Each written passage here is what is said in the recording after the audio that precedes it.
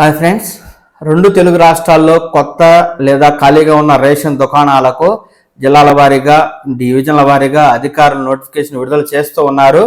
ఎప్పటికప్పుడు ఆ తాజా సమాచారాన్ని నేను మీకు అందిస్తూ ఉన్నాను.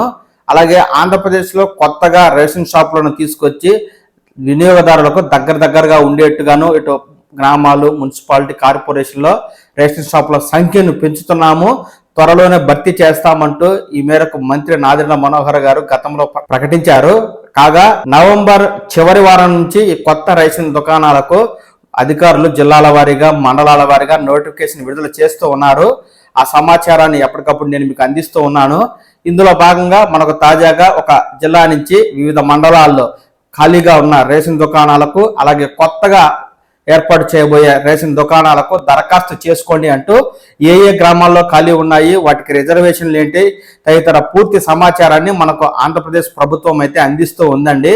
దీనికి సంబంధించి జిల్లాల వారీగా, మండలాల వారీగా పూర్తి సమాచారాన్ని నేను మీకు తెలియజేస్తాను.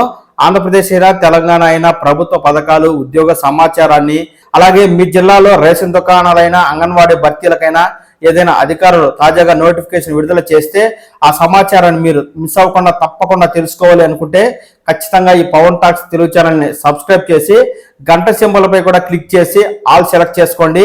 నేను పెట్టే ప్రతి వీడియో మీకు నోటిఫికేషన్ ద్వారా వచ్చి మీ జిల్లాల సమాచారాన్ని అయితే మీరు తెలుసుకుంటారు. ఇక విషయంలోకి వెళ్ళినట్లయితే మనకు కృష్ణా జిల్లా నుంచి వివిధ మండలాల్లో ఖాళీగా ఉన్న లేదా కొత్తగా రేషన్ దుకాణాలకు భర్తీ చేస్తున్నాము అంటూ నోటిఫికేషన్ అయితే అధికారులు విడుదల చేశారు. మండలాల వారీగా ఖాళీలు, రిజర్వేషన్ వివరాలు అయితే ఈ విధంగా ఉన్నాయి. ఈ పూర్తి సమాచారాన్ని మీకు ఇప్పుడు నేను తెలియజేస్తాను.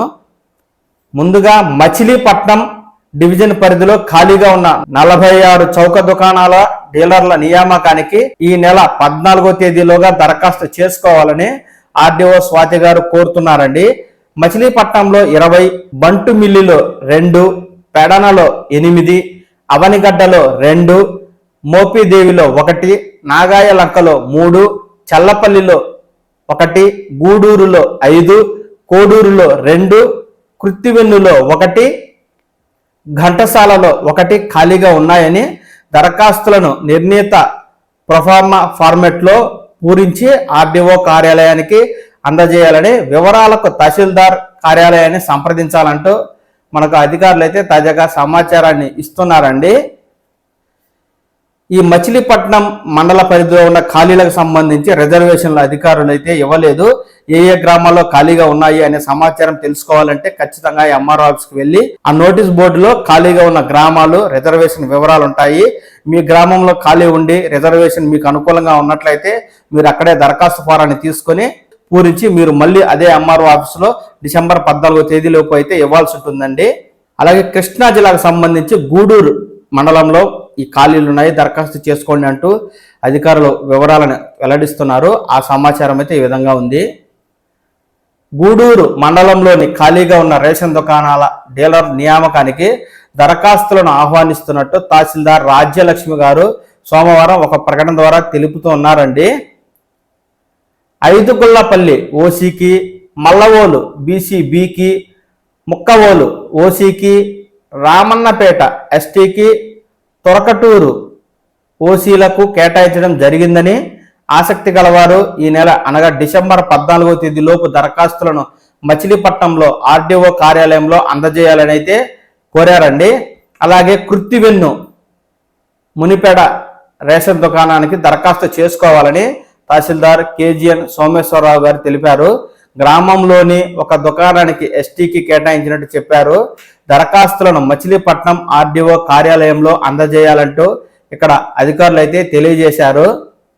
ఎవరైతే 10th లేదా ఇంటర్ పూర్తి చేసినటువంటి వ్యక్తులు మీ స్థానిక గ్రామాల్లో నివసిస్తూ ఉన్నట్లయితే, ఆ గ్రామంలో రేషన్ దుకాణం ఖాళీ అయినట్లయితే ఇలాంటి వారు మీ ఆధార్ కార్డు, అలాగే క్యాస్ట్, ఇన్కమ్, 10th, ఇంటర్ సర్టిఫికెట్తో పాటు మీపై ఎలాంటి కేసులు కానీ లేనట్లుగా ఒక సెల్ఫ్ డిక్లరేషన్ అయితే మీరు రాసి ఈ మేరకు అప్లికేషన్ ఫారంలో మీ పూర్తి వివరాలు, ఫోటో, అడ్రస్, లింగం, చదువు, ఇంటి పేరు, అడ్రస్ మొత్తం రాసి మీరు మీ స్థానిక మచిలీపట్నం ఎంఆర్ఓ ఆఫీస్లో ఇవ్వాల్సి ఉంటుంది.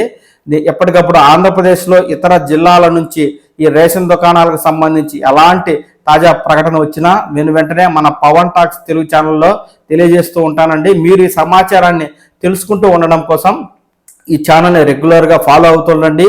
ఈ వీడియోని లైక్ చేసి సబ్స్క్రైబ్ చేసుకోండి. నమస్కారం.